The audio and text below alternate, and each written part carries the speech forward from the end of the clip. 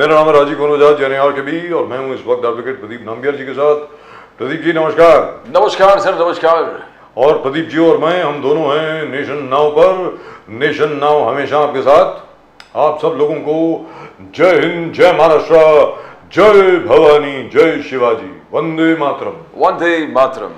जय सिया राम, हर हर महादेव, अस्सलाम वालेकुम। महादेव। अस्सलाम वालेकुम, सत श्री अकाल, गुड इवनिंग, शलोम, वणकम, चाइनीज में नी हाओ, जापानीज में कोनिचिवा। Pradeep ji, Abaryako Jambo for viewers from East Africa, South Africa and the continent of Africa, wherever they speak Swahili. fantastic. So Pradeep ji, now we are at the end of the election. मतलब अब तो बिल्कुल sir. कल जो है वो last phase है, 7th phase Yes, है। yes, yes. और माशाल्लाह नरेंद्र मोदी साहब जो है वो अपने ध्यान में कन्याकुमारी पर, the whole opposition is up in arms as to how can he go on meditation like this. I don't know why he can't go on meditation, but anyway that's what they say. और I think things seem to be crystallizing now, more or less. It's now more or less clear. A lot of people say things are very unclear. I don't think so. I don't really think so. I think BJP is going to do very well. The Congress is not going to do as badly as predicted. That's what they say. But Mr. Modi comes back in a spectacular manner for a third term. And if you ask the BJP and if you ask most of the people who are policymakers in the BJP, they say this time, this term will be far more spectacular than his other two terms. That's what they say. Pradeep ji. Sir, मैं वही कर रहा हूँ because when the India Alliance says that we are winning, we need to make a postmortem and find out where and how they are winning. We've been trying to ask them where are you going to win from. They say we're going to clean sweep Uttar Pradesh, we're going to give a big jolt. Maharashtra में बहुत बड़ा jolt देने वाले हैं. Where is the Karnataka? BJP will not get what they got last time. You talk about Bihar. You talk about so wherever when you dissect these places, we find that BJP has very precision kind of politics there. Because north way it's caste based where UP and Bihar is concerned.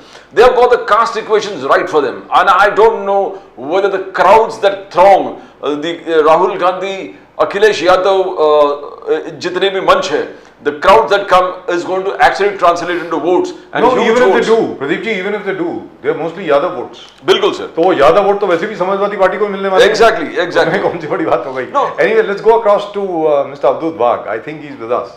Avdut Bhag साहब नमस्कार। नमस्कार sir, how are you? Absolutely fine. जय Siya Ram sir, Har Har Mahadev. Har Har Mahadev, Chhatrapati Shivaji Maharaj की जय। छत्रपति शिवाजी महाराज की जय, जय भवानी। तो अवधूत भाग साहब, जबरदस्त इलेक्शन रही, अब तो कल लास्ट फेज है। योर एनालिसिस सर, अभी तक का एनालिसिस आपका क्या है कि किस प्रकार इलेक्शन गई है और भारतीय जनता पार्टी इस वक्त कहां खड़ी है, बताएं सर। भारतीय जनता पार्टी के नेता आदरणीय प्रधानमंत्री नरेंद्र मोदी जी ने लोकसभा में कहा है कि we will cross 370 as Bharatiya Janata Party and along with our partners we will cross 400। हम लोग थोड़े से पेसिमिस्टिक थे वो टाइम, लेकिन मुझे आज लग रहा है NDA will be around 411 to 413। 411 to 413, and out of which BJP will be at? BJP will be somewhere at 370, 71 somewhere. So which That means if your calculations, and I still remember, by the way, let me remind our viewers, Mr. Avdut Wagh was the first person to say right here that the BJP is coming back with a minimum 350 seats. That's what he had said here 1.5 years ago. Sir, which means that the Congress is going to be decimated completely. There will be no Congress left. See, अब आप देखेंगे ना बजाज साहब, तो ये सवाल आप कांग्रेस को पूछना चाहिए जी कि जब कांग्रेस और बीजेपी सामने सामने 2019 में खड़ी थी, तो अराउंड 220 सीट्स हमने आमने सामने लड़ी। 240 तो उसमें से 15 सीट्स वो लोग जीत गए, बाकी के सब हमारे जीत गए। So less than 6% striking rate था। ये टाइम क्या होने वाला देखिए कि for the first time in Punjab Congress will reduce because Aam Aadmi Party has gained popularity over there. Yes, yes. So it is Aam Aadmi Party, Congress, Bharatiya Janata Party and Akali Dal. इसमें भारतीय Janata party is going to gain seats in Punjab and that is at a cost of Congress. दूसरी जगह देखेंगे तो पश्चिम बंगाल में तो कांग्रेस को कुछ है ही नहीं जी, पिछली बार भी एक ही सीट थी, एक सीट आई, पिछली बार एक सीट आई। कांग्रेस ने सबसे ज्यादा सीट ली थी केरला में जी, बट नाउ केरला में the leftist and Congress they are standing in front of each other, they are fighting with each other. D Raja's wife contested election from Wayanad yes. against Rahul Gandhi ji. yes. And Bharatiya Janata Party is also there. Bharatiya Janata Party is not only going to increase its voting share, but I am sure we are going to get couple of seats even in Kerala. In Kerala? If not more. Wow. So, I am really surprised from where Congress is going to get seats. Rahul ji, Bajaj Saab, I was in Varanasi from 21st of this month to 26th of this month. जी. Visited Varanasi, but it is not I have met only Varanasi people. At Baba Kashi Vishwanath's temple, when I was standing on various ghats in temples, I have seen many Shraddhalu from all over India. And surprisingly, most of the people were from South and Tamil Nadu. They were so excited about Bharatiya Janata Party. When we were doing canvassing over there using dupatta and our cap and badges and all these things, they used to come and greet us. They had only 4 words to communicate with us. One is Modi. Another is Tamil Nadu's Bharatiya Janata Party's president K. Annamalai. Annamalai. Yes. Third is Lotus. And another is BJP. Only 4 words they used to communicate because I am unable to speak in their language and they are unable to speak my language. But only 4 words. Modi, Annamalai, BJP and Kamal. Yes. That's it. I have really seen how people, especially the people from South, they are pouring their love on Bharatiya Janata Party, Modi and Annamalai. And I can tell you for sure, I met Annamalai only once in our Rashtriya Karyakarini at Delhi. But I have seen many of his videos. I have really followed him on various media places. He is the next yogi from South. A day will come, he will become the chief minister of Tamil Nadu. Wow. And Wouldn't that this be is fantastic? how. This is how. See, people used to laugh at us when we used to work at Tripura. Tripura was a forte of communist. Yes. But we won Tripura. We worked. Rashtriya Swayamsevak Sangha worked in Tripura for 40 years. And after 40 years, we managed to get a power in Tripura. We have administered the state so well that second time the people have voted Bharatiya Janata Party at Tripura. The same is going to happen in Tamil Nadu. How many seats we are going to get in Tamil Nadu is not important. But Bharatiya Janata Party is going to become a contender of power with DMK. And there will be only 2 parties. One is DMK and one is Bharatiya Janata Party, which is going to play a crucial role in southern politics. This is how we are working. We are not working for 2019. We are not working for 2024. We are not working for 2029. No. We are working for 2047 where we are going to finish 100 years of our independence. We want to rule over the country till that time to make this particular country a Vishwaguru and a developed country. विकसित भारत का सपना साकार करने के लिए हम सिर्फ 2024 का चुनाव नहीं देख रहे, हम इस चुनाव को 2029 और उसके बाद में आने वाले सभी चुनाव की एक रंगीन तालीम बोलकर देख रहे हैं। वाक साहब, मगर आपका BJP, Congress, Rahul Gandhi, Akhilesh Yadav believes that they can stop your Vijay Rath in Uttar Pradesh.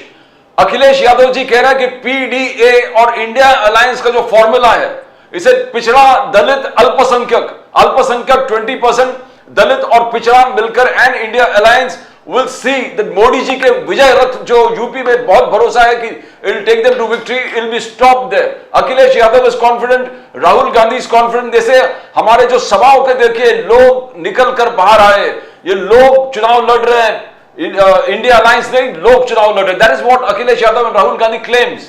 वाह साहब, अखिलेश यादव को ना अक्ल है ना शक्ल, ना अक्ल ना शक्ल, चला के लगा के बकल चले दिल्ली, ऐसी उसकी हालत हो गई है. लास्ट टाइम ऑल्सो बहन मायावती और भाई अखिलेश साथ में आए थे, 2/3 मेजोरिटी योगी जी ने उत्तर प्रदेश में ले ली थी. इस टाइम भी यही हालत होने वाली है. 77 + 2 79 seats we are going to win. We are going to lose 1 seat in Uttar Pradesh. 2 our alliance partners will win. 77 seats will win by Bharatiya Janata Party. I am not exaggerating it, but I don't know the reason why people should vote for Akhilesh. What for? What is the program? Why people should vote for Rahul Gandhi? For what? और दूसरी बात है, आपको भी याद है और बजाज साहब को भी याद है, ग्रामोफोन होता करता था, उसमें एक प्लेट होती करती थी, वही प्लेट चला के घिस जाती थी. अभी 1947 से चालू किया हुआ गरीबी हटाओ का नारा, दलितों का नारा, अल्पसंख्यकों का नारा, एक घसी पीटी जो रिकॉर्ड है, अभी लोग सुनने के लिए तैयार नहीं है. आज के टाइम का जो मॉडर्न गीत है वो विकास का गीत है. आज का जो रैम सॉन्ग है, जो क्या बोलते सुपरस्टार नरेंद्र मोदी जी ने लिखा है, वो विकास का गीत है, वो भारत के गौरव का गीत है. लोग वो सुनना चाहते हैं, लोग वो पसंद करते हैं, ना इनकी घिसी पीटी जो तबकड़ी है. लेकिन अब्दुल बाग साहब वो तो कहते हैं कि जैसा उनका मैनिफेस्टो है, उन्होंने कहा कि भाई जैसे आएंगे वो तो 30 लाख नौकरियां दे देंगे. There are 30 lakh vacancies in the central government, they will fill it up immediately. उसके अलावा कहते हैं 8,500 रुपये महीना मिलेगा महिलाओं को, एक महिला को हर घर में. साथ में अप्रेंटिसशिप में इट इज पहली नौकरी हमारी जिम्मेवारी है. ये सब कहा है उन्होंने सर अब्दुल बाग साहब. हमारे मराठी में एक कहावत है, हलवायाच्या घरावर तुळशी पत्र. इसका मतलब है जिसको कुछ करना ही नहीं है वो कुछ भी बात कर सकता है. दूसरी बात है, मैं भी बोल सकता हूँ, यदि मैं भारत का हम लोग जब बच्चे थे तो हम लोग एक ऐसे लिखते थे, मी पंतप्रधान झालो तर, यदि मैं चीफ प्राइम मिनिस्टर होता तो क्या करता, कुछ भी लिखते थे. तो इसी प्रकार से वो लिखते हैं. हिमाचल प्रदेश में वो क्यों नहीं करते? जहां उनकी सत्ता थी, राजस्थान में सत्ता थी, उन्होंने क्यों नहीं किया? छत्तीसगढ़ में उनकी सत्ता थी, उन्होंने क्यों नहीं किया? कर्नाटका में उनकी सत्ता है, वो क्यों नहीं कर रहे? वो कहते हैं बजट नहीं था सर, वो कहते हैं सेंट्रल गवर्नमेंट का बजट लाने की जवाबदारी हुई है ना. आप खर्चे की बात करते हैं, आमदनी की क्या? तो आमदनी 98 खर्चा रुपया है. तो ऐसा तो देश नहीं चलता है. देश तो ऐसा नहीं चलता है. मैं कहता हूं कि उन्होंने जो कुछ वादे किए अच्छे हैं, लेकिन वो वादे पूरे कैसे करें उसकी भी बात करें. सर आप देख लीजिए कि आप पकड़ लो 6 लाख रुपए एक आदमी के ऊपर, यदि एक सरकारी नौकर है उसके ऊपर खर्चा होता है. 30 लाख यदि नौकरी देंगे तो बरस का कितना हो गया? 18 अराउंड 2 लाख करोड़. बाद में उन्होंने कहा है कि हर महिला को हम लोग 1 लाख रुपए देंगे गरीबी रेखा के नीचे. गरीबी रेखा के नीचे 27 करोड़ फैमिली है, तो हम लोग पकड़ेंगे कि 27 लाख करोड़ गया. 27 लाख करोड़ और 2 करोड़ बोले तो 29 करोड़. हमारा जीडीपी है 47 करोड़. तो out of GDP 47 crore they are going to distribute 29 crore. How it is possible? So this is जो कुछ बात कर रहे हैं ना, देखो राहुल गांधी को तो कुछ समझता नहीं, अनपढ़ गवारे हो. मैं आपको बोल रहा हूँ, कुछ आता ही नहीं. वो आलू से सोना निकालने की बात करता है. फटाफट फटाफट फटाफट. अरे क्या चालू है? टकाटक टकाटक टकाटक. बच्चों का खेल है क्या? He is not a serious politician. In fact, he is not fit for politician. उसको जबरदस्ती लाया है. उसका एक्चुअली काम है कि बैंकॉक में जावे, मजा करे, ऐश करे, धमाल करे, जियो अपनी जिंदगी, जो चाहिए हो वो करके. उसके माँ ने जबरदस्ती उसको ढकेला है पॉलिटिक्स में. उसको कुछ इंटरेस्ट नहीं है. सफेद टी शर्ट और नीली जीन्स पहनकर घूमना, यही उसका शौक है. वो शौक उसने इटली में जाके, बैंकॉक में जाके पूरा करे. Politics is not his cup of T. कुछ भी बात कर रहे हैं जी. तो सर जहां तक के तमिलनाडु का प्रश्न है उसके बारे में छोटी सी एक बात जरा बात कर लें. A message to the guys in the production team: you can remove the scroll, please. Please remove it, because this is embarrassing. I have to say it right now in front of the guest. Please remove the scroll. Please remove it. Thank you, sir. The thing is, there's a small little thing that I would like to ask you. This question usually Pradeep ji puts to various people. Tamil Nadu mein, there is a huge vacuum left by the sad demise of Jayalalitha ji. Has the BJP moved into that space? Has that happened? You asking me? Yeah, I'm asking you, sir. See, what happened, initially Congress was ruling over Tamil Nadu. Yes. And Congress being a national party, there was a fight between a national party and a Regional party. regional party, Yes. that is DMK. Yes. When DMK was divided into two parts, and when Jayalalitha, Rather, MGR formed the Anna DMK. MGR formed Anna DMK. Yes. yeah, of course, Yes. MGR, but especially when Jayalalitha also took over Ji. AIADMK, the fight was between these two parties. One is DMK and one is AIADMK. Yes. People had no choice. Both have the same principles. Principle of Dravida Rajakaran, Dravidian politics, and limited to the state only. They had no vision. They had no thinking of the nation as a whole, nothing. So, the voters also had no choice. Either they have to vote for A or B. Both A and B are cousin of each other. Ji. Sometime DMK, sometime AIADMK, Ji. sometime AIADMK, or next time DMK. But both were looting Tamil Nadu. And has lot of- Dravidian politics, the old Dravidian politics, anti-North, anti-Hindi, anti-upper caste Hindus, anti-everything, has that reached its zenith now? Do you think there is a counter-reformation taking place in Tamil Nadu? Avadut Varsha? After independence and once Dr. Babasaheb Ambedkar has written the Constitution of India, Yeah. see, last 75 years the casteism has reduced to quite a big extent. Yes. And the new generation, either from south or north, east or west, they have realized that development is required rather than caste-based politics. So the people from Tamil Nadu also, they learned that both DMK and AIADMK, they are cheating them. They are cheating them. And that is the reason why there was a vacuum created after Jayalalitha's death. And that particular vacuum is filled by Bharatiya Janata Party under the leadership of Annamalai. Wag Sahab, the most important thing today is Modi ji ki tapasya. Modi ji tapasya has shaken the opposition. Opposition went to the election commission, Wag Sahab, but they didn't get any relief from there. They said, stop the media from telecasting what Modi is doing. Oh, tapasya is not required now. Election ke beech mein kyun? It's going to influence the elections in the 7th phase. They tried everything. Why is Modi ji's tapasya hurting the opposition so much? Mamata Banerjee बोल रही है AC room में बैठ के तपस्या कर रहे हैं. मल्लिकार्जुन खड़गे से ये घर से घर पे कर सकते थे, वहां जाके कन्याकुमारी करने की जरूरत क्या है? Wag Sahab, why is the tapasya disturbing the opposition, India Alliance? You are asking a right question to a wrong person. You should ask this question to Kharge and Rahul Gandhi and other opposition leader. You should ask me why Modi ji is doing tapasya. Modi ji is doing tapasya. What is tapasya or what is dhyan? Dhyan is अपने मन के अंदर देखना है. जैसा lion है वो 100 कदम आगे जाने के बाद पीछे मुड़ के देखता है, उसको सिंहावलोकन कहते हैं. उसी प्रकार से once you finish 1 year or 2 years of your life, you have to sit somewhere and think what all the things you have done, what you are going to do, what mistakes you have done, how to avoid those particular mistakes, what is your vision in next time. This is called as a planning, and the planning you can do it at many places. One of the way to do the planning is to do the ध्यान.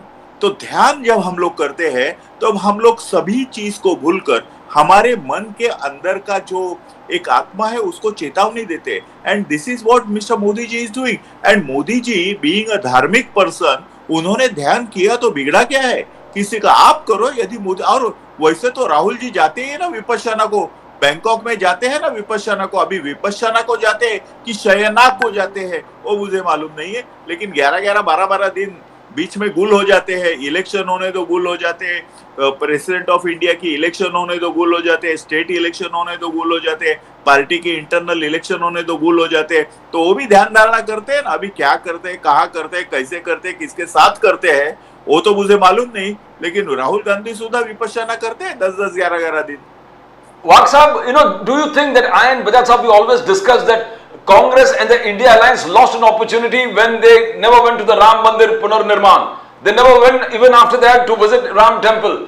500 साल के बाद जो मोदी जी कह रहा है, it's a historic thing that this government has done. Never achieved for 500 years. They lost an opportunity. और do you believe, क्या आपको लगता है कि ये minority politics ने इनको रोक दिया है? Total India Alliance के जितने leaders हैं from going to Ayodhya, Punar Ram Mandir. Waq Sahab. Pradeep ji, this is my statement that Congress is no more Congress. Congress is a group of communist, Maoist and Naxalites. What happened that they lost Tripura, the leftists lost Tripura, they lost West Bengal, and they are left over only at Kerala in some places.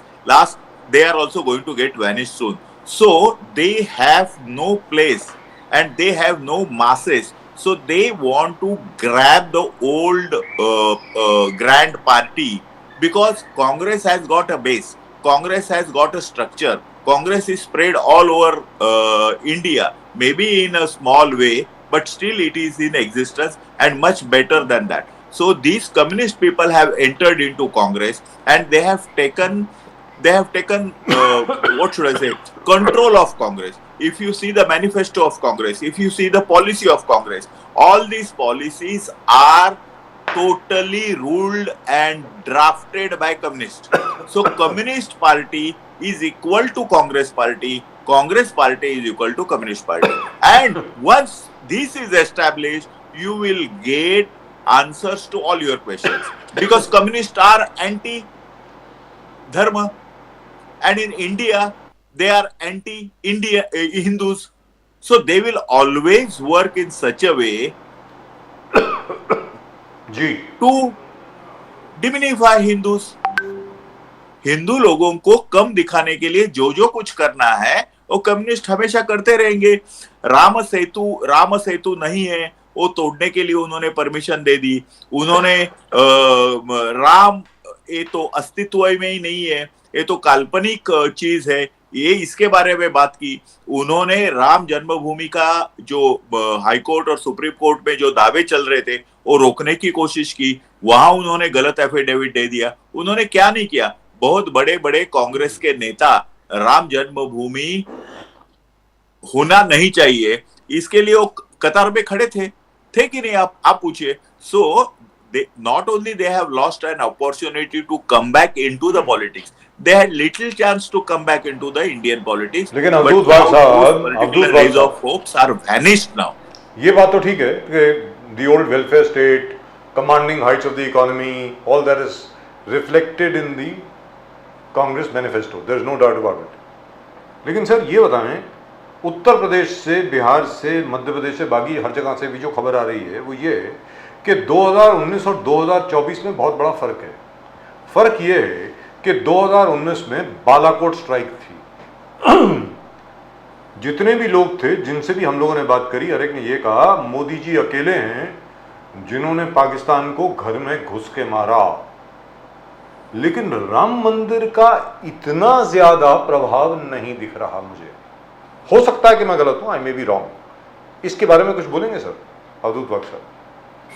नहीं, देखिए, राम मंदिर का प्रभाव है, चांद्रयान का प्रभाव है, G10 का प्रभाव है, जो इंफ्रास्ट्रक्चर बन गई है उसका प्रभाव है।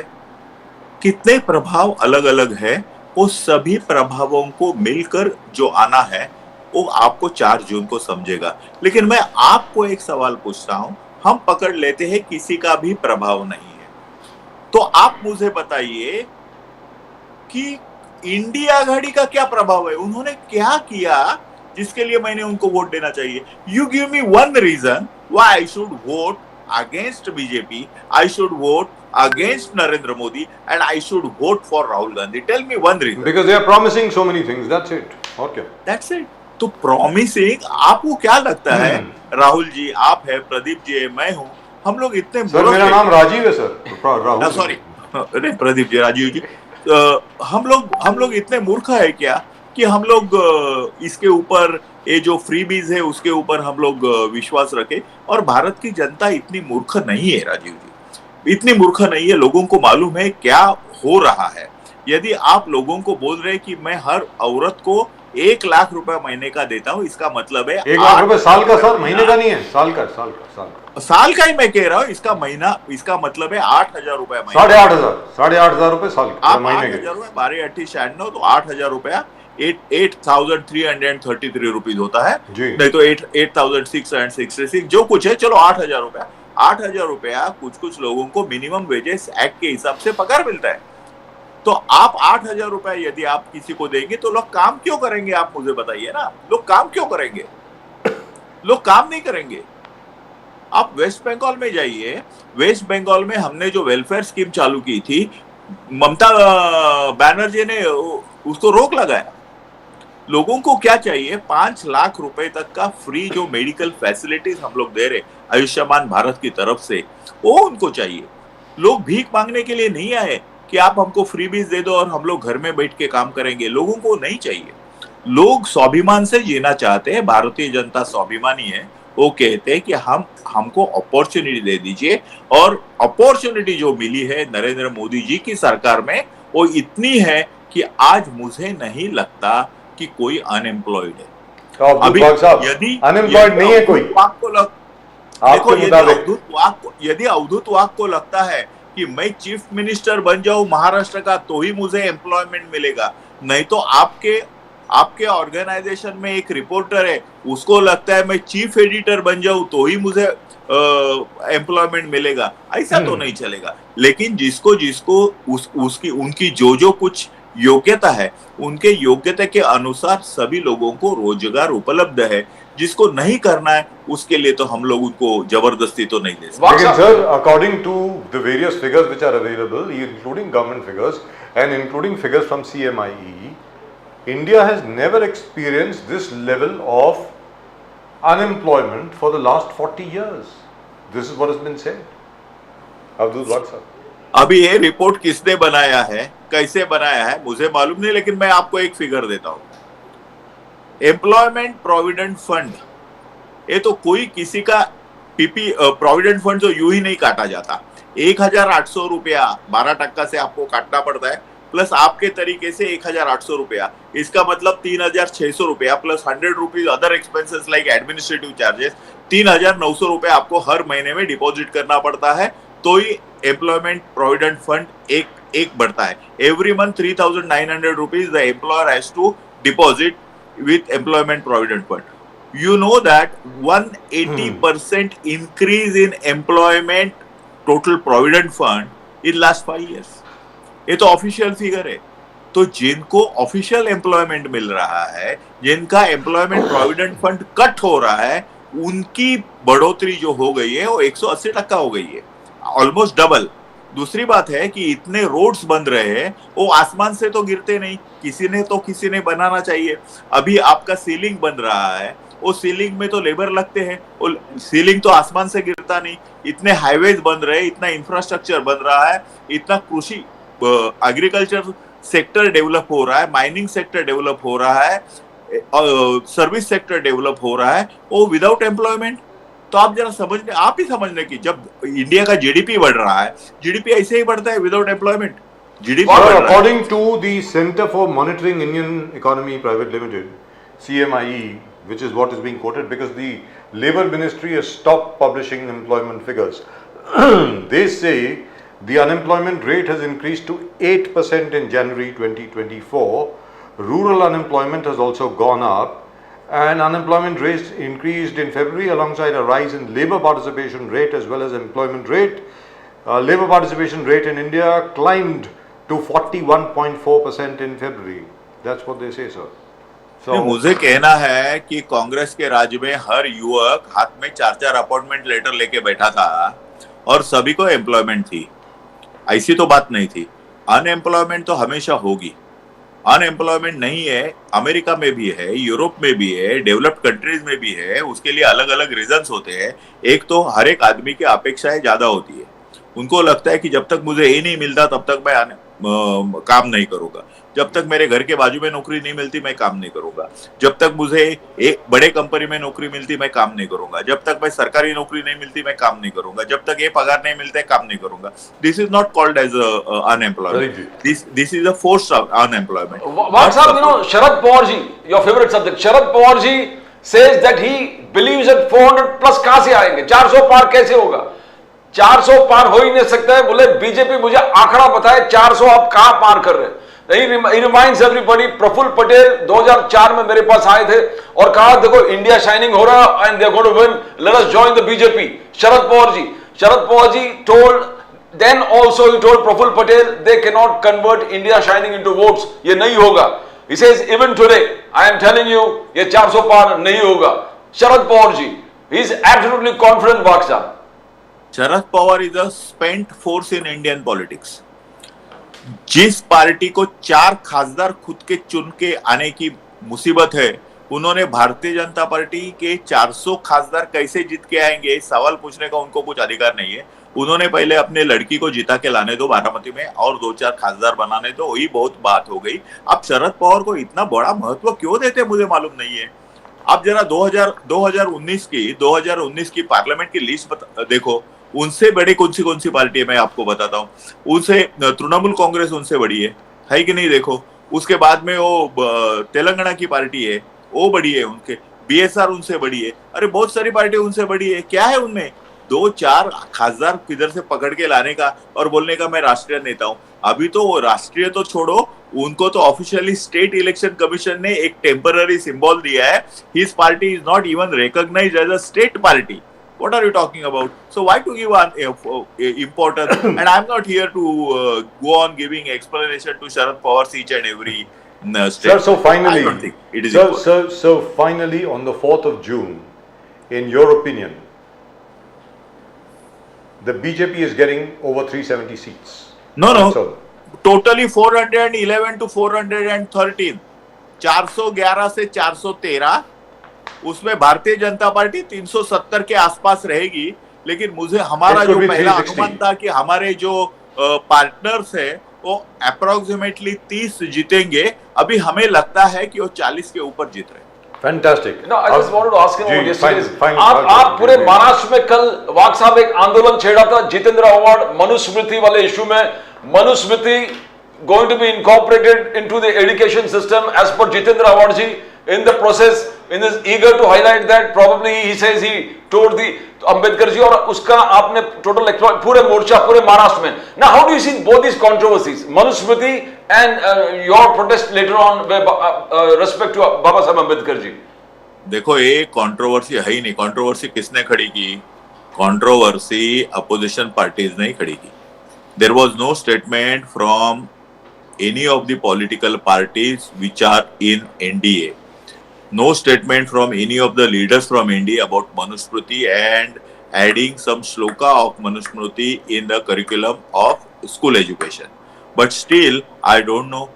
Somebody has spread this particular rumor, and based on the rumor, Jitendra award जो एक नंबर का नौटंकी नाटकबाज है, नौटंकी नाटकबाज, उसने आंदोलन खड़ा किया। देखिए आंदोलन खड़ा किया तो ठीक है, किसके खिलाफ किया? कि मनुस्मृति का जो श्लोक है वो करिकुलम में आना नहीं चाहिए। ठीक है, हम भी मानते हैं ना, हमने किधर मना किया? But is there something wrong in it? Just strictly between you and me, why should the Manusmriti not be studied?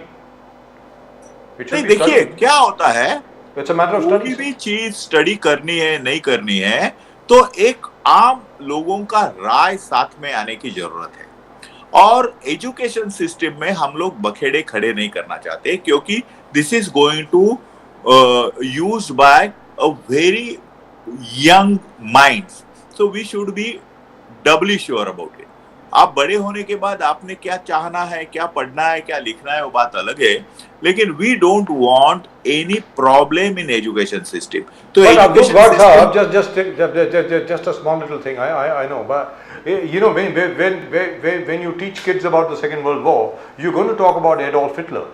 You are going to talk about the Nazi Party. You are going to talk about Mussolini and the fascists. So how can you get rid of that? My point is, what's wrong in teaching kids? Hey, listen, this is how we have evolved.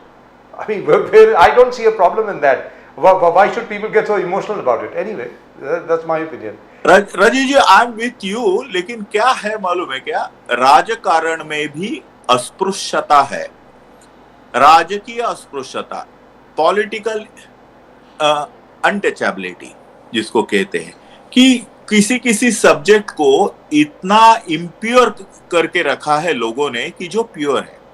मैं मनुस्मृति के बारे में बात नहीं कर रहा हूं, बहुत सारे चीजों के लिए बात कर रहा हूं.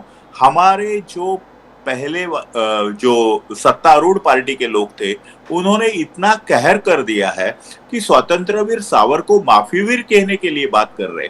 सर स्वतंत्रवीर सावरकर के जो भाई थे, महात्मा गांधी की हत्या होने के बाद जब पूना में वो रहते थे, सगे भाई थे, उनको पत्थरों से मार गिराकर उनको he was killed by whom. Gandhi ji की हत्या के बाद जो कुछ हुआ वो तो गांधीवादी ही थे. गांधी जी ने तो अहिंसा कही थी, तो लेकिन गांधी जी का नाम लेने वाले लोगों ने पत्थर से लोगों को मारा. तो गांधी जी का नाम लेने का, लेकिन हिंसा करने का, ये तो सब that's a long subject. राजनीति है ही ना. How Brahmins were targeted, especially around Pune and elsewhere after Mahatma Gandhi's तो आपको मालूम है सब. तो ये दोहरी राजनीति है, गांधी जी का नाम लेने का, लेकिन गांधी जी के विचारों के खिलाफ काम करने का एक कांग्रेस की साजिश है. और उन्होंने गांधी का नाम अपना खानदान बढ़ाने के लिए लिया है. अपना जो एक परिवार है, नेहरू गांधी फैमिली में, उन्होंने गांधी का नाम लिया और गांधी के नाम का यूज करके उन्होंने राजनीति की, इतनी बरस सत्ता की. नहीं तो मुझे नहीं लगता है कि उनमें इतनी ताकत थी, योग्यता थी कि देश के ऊपर राज्य करे. उनसे बहुत बड़े बड़े नेता थे, सुभाष चंद्र बोस, उसके बाद में वो तो चलो जल्दी चले गए. उसके बाद में सरदार वल्लभ भाई पटेल थे, बहुत सारे बड़े बड़े लोग थे. डॉक्टर बाबा साहेब आम्बेडकर जैसे आदमी भारत के पंतप्रधान हो सकते थे. उनको पंतप्रधान तो छोड़ो, मिनिस्टर तो छोड़ो, 2 दफे कांग्रेस ने हराया.